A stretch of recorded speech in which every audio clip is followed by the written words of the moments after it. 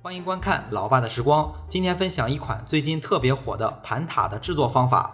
盘塔看上去就像一款加高的蛋挞，味道也都差不多，特别的好吃，但是要比蛋挞更好做一些，因为不需要开酥。这种美食一定要吃刚出炉的，就像蛋挞一样，放凉了就不好吃了。那接着就来分享这款盘塔的制作方法，一次在家吃到爽。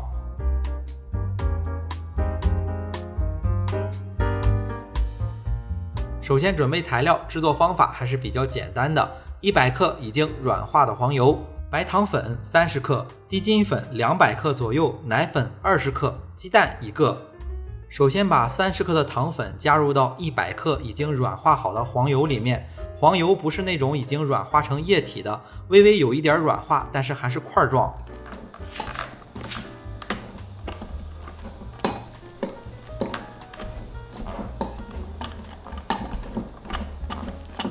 然后取来打蛋器，把这两种材料先简单的搅拌一下，不需要搅拌太长时间，20-30秒钟，让白糖和黄油融合在一起就好。材料里面加入一个全蛋，接着用搅拌器搅拌，这一次搅拌的时间要稍微长一点。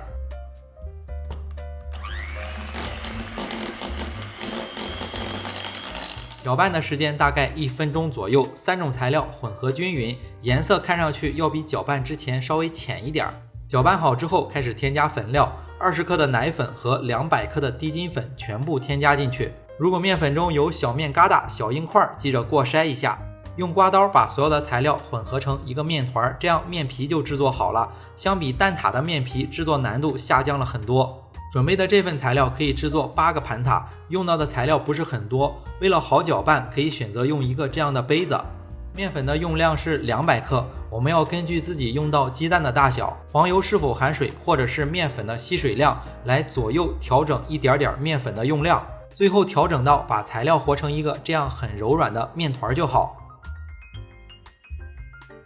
做这款盘塔需要一个特定的模具，有一次性的，也有这种可重复利用的。这个模具的大小是底儿4.5厘米，高6厘米，看上去就像一个纸杯，可以准备几个放在家里，用处还是很多的。把面团分好，准备的这个面团可以分成8个50克左右的小面团。把分好的其中的一个面团团成圆形，然后放在模具里面，用拇指按压着把面团均匀的贴在模具里面。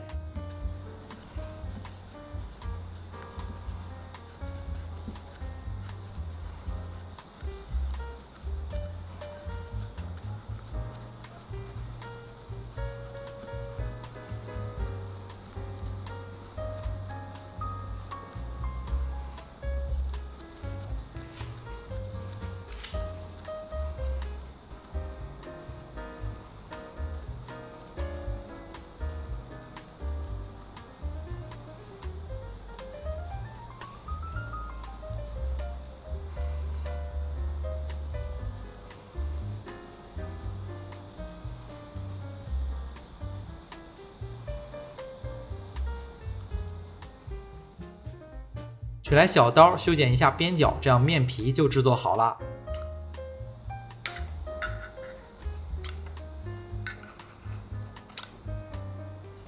全部制作好之后，可以先放在冰箱的上层冷藏一会儿，接着来制作蛋液。所需要的材料是淡奶油350克，牛奶200克，炼乳30克，白砂糖30克，蛋黄6个。首先取来一个碗，加入200克的纯牛奶，然后加入30克的白砂糖，30克的炼乳。取来一个蛋抽，把材料混合均匀。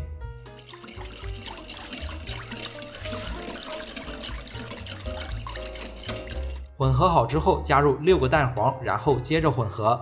不需要蛋清，剩余的蛋清可以制作一款天使蛋糕。之前分享过制作教程，就是用纯蛋白来制作。最后加入350克的淡奶油，然后混合均匀。最后加入的淡奶油混合均匀之后，静放30分钟，然后过筛一遍。接着取来已经铺上面皮的盘塔模具，把盘塔液加进去。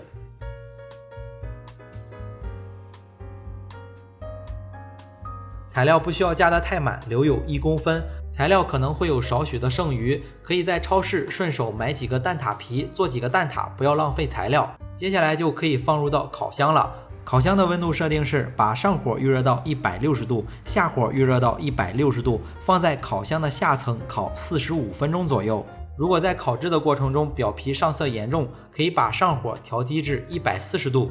烤好之后取出，稍微放凉至不烫手就可以脱模了。放凉的过程当中稍微有一点回缩，属于正常。烘烤这一步还是比较难的，在研究的过程当中发现烤制这款盘塔对温度的要求比较敏感，烤箱的大小不一样，品牌不一样，包括保温性能不一样，都会有温度的偏差。如果是温度低了一点，中间可能有果冻层，烤不熟；如果是温度高了，可能会快速的膨胀，快速的回缩。在制作的过程当中烤了好几次才掌握好这个温度，即使是烤不熟或者是烤过了，做出来也特别的好吃。鸡蛋可以选择无菌蛋，在实际操作当中即使有一点不熟也可以吃，不影响。总体来说，今天分享的这款盘塔制作难度也不是很大，喜欢的朋友可以尝试一下。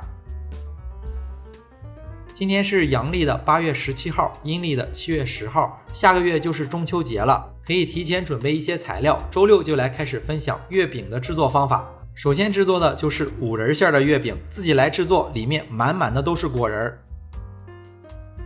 那今天的这期视频到这里也就结束了。为了方便大家去记视频中所需要的材料，视频下方的备注栏或留言区有文字版的配料，大家有问题可以在留言区留言。如果喜欢老爸做的美食，也可以帮忙关注点个赞，谢谢大家。